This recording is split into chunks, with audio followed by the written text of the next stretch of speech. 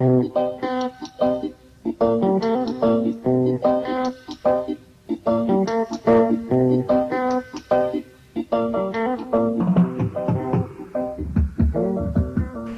au point de s'aimer soi-même, non pas aimer son confort et ses habitudes d'être humain, mais être ravi de ce que l'on a été destiné à être, fier de ce que l'on est et de ce que l'on fait, bref, tout ce que l'on représente à nos yeux.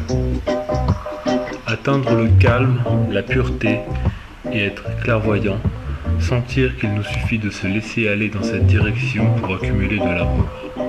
Et plus nous avançons, plus nous nous sentons capables de ne pas dévier de ce sentiment instinctif. Ce sentiment émane du plus profond de notre être. L'amour est notre nature originelle. C'est pour cela que nous nous sentons alors très à l'aise, comme allongés confortablement dans un fauteuil douillet. Notre corps est en action et fait face aux difficultés, mais notre esprit demeure dans le calme.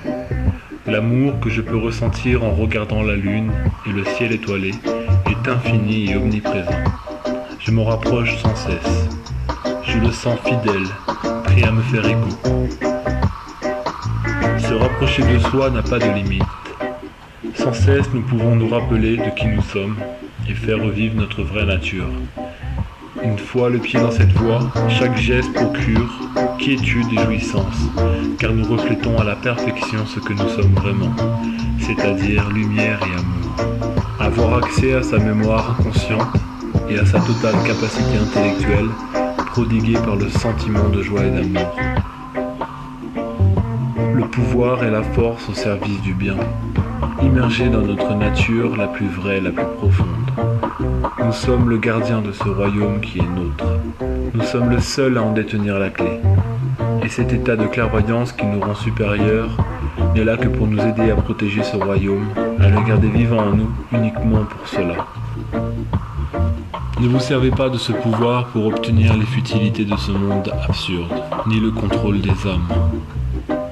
Ne cherchez pas la reconnaissance et le succès. Vous seul savez qui vous êtes vraiment, donc ne vous battez pas pour cela, c'est peine perdue. En revanche, en incarnant votre vraie nature, nul ne pourra nier l'évidence et nul ne pourra y rester insensible. Les gens sont pour la plupart sourds et aveugles, mais le langage de l'amour est perçu par tous les cœurs. Pour communiquer et transmettre aux autres, ce qui fait que vous êtes ce que vous êtes, il suffit d'être vraiment ce que vous êtes, sans essayer par des mots de le définir. Tout viendra de lui-même. N'attendez pas impatiemment, croyez fidèlement à ce sentiment qui vous régénère et qui vous relie à l'univers. Vous croiserez tant d'âmes perdues dans leur rôle de vie humaine, tant de malheurs et d'injustices, mais ne vacillez pas. Préservez votre lumière. Le chagrin est purification.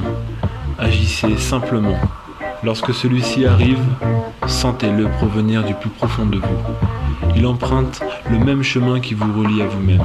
Donc ne fuyez surtout pas ce sentiment de tristesse profonde. Vivez-le intensément. Immergez-vous dedans et laissez l'amour vous submerger.